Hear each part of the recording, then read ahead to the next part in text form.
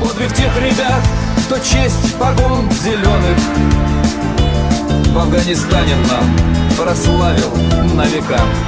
Стояли на точках, тоже вот защели рубежи. Шикни сакларга 1983 елда Ирак көнчыгышка алына Владимир Калугин. Шуннан Афганистанга элеге. Үйдө әтиенисине әйтмей, хатларында да сиздермей. Все хорошо, все нормально. Жив-здоров. Армияга 18 яшьтәк булып киткән егет Афган җиреннән чыныгып, улыгаеп кайта. Күргәннәре онытылмый. Дәүләт чикләрен саклаганда күрсәткән батырлыгы өчен медале белән бүләкләнә. Была мотоманевренная группа. Мото маневр төркеме бар иде һәм кайчагында без ярдәмгә килә идек. Шик буенда кирәк булганда әлеге төркем чыга иде. Караган юлда басып тора идек. Мин миномет батальонында идем һәм бер бәрелештә десантчыларга артиллерия уты белән ярдәмгә килдек. Шик сакчыларына хас сизгерлек, төгәллек, үткен күз, хәзерге һөнәрен сайлаганда да бик ярап куя.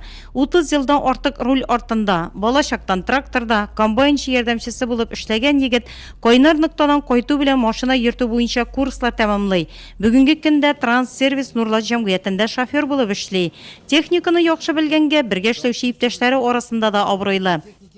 İpteş olarak big yakşı kişi, big yardımcı kişi, big umaylı, her vakitte de yardımga kile, her vakitte de kengashib birge söyleşip işleybiz biz zaman bile. Не забывается о нем. Онытып булмыяны, минемчә анда булган кеше бер кайчанда исеннән чыгара алмый. Чөнки аны үз күзебез белән күрдек. Шуңа онытып булмый. Забыть нельзя. Афган җиреннән Совет гаскәрләрен чыгарганга 30 ел үтсә дә Владимир Калугин өчен барысы да кичәгенә кебек. Койнар ныкталарда булган 2 елны оныта алмый ул. Шуңа да гаиләсендә балалары, оныклары белән бергә җыелганда илдә тынычлык булсын дип еш кабатлый.